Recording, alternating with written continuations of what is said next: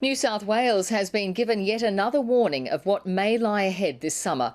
As thousands hit the beach amid searingly hot temperatures, dangerously high winds whipped up 50 fires across the state. 20 of them are still burning out of control tonight. Emergency declarations were made for parts of the north coast as the fires moved towards properties. As we go to air, 20 houses are under threat at Taree and a further 10 in the Great Lakes area. Deborah Rice is at Bushfire headquarters.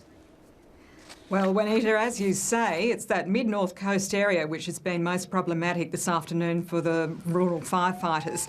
Now, one of those fires just south of Taree started in State Forest. It then jumped the Pacific Highway, which of course is particularly busy at this time of year because of school holidays, and then went in behind houses, and that's when a warning was issued to residents that they would have to seek shelter as the fire moved through. Now, through the good actions of the firefighters, it didn't actually hit the houses, and that one now appears to be a watch and act rather than an out-of-control fire. So that's good news there.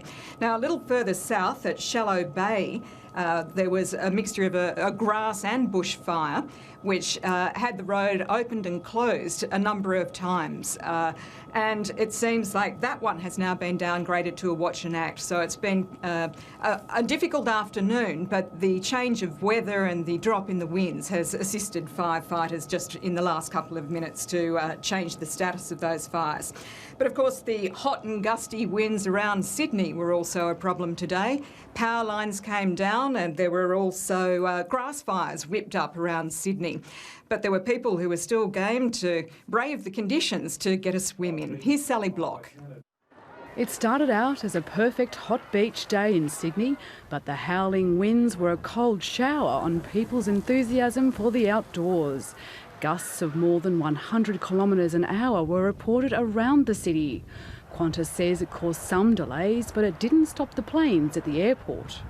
In the Hawkesbury, the winds whipped up a hazard reduction burn. Well, we've just had a small fire, a reignition of a hazard reduction, but it seems to be well within the containment lines. It brought down trees and power lines across the city. This house in Carlingford copped a battering. With or without the wind, it was a rough ride for whitewater rafters in Sydney's west, but it didn't dampen their enthusiasm.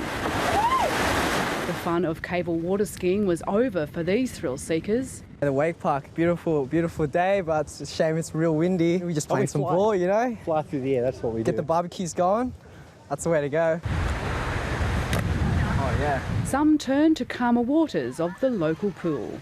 Graham Creed says the conditions changed this afternoon. The strong and gusty winds is what's led to the severe to extreme fire conditions through the afternoon.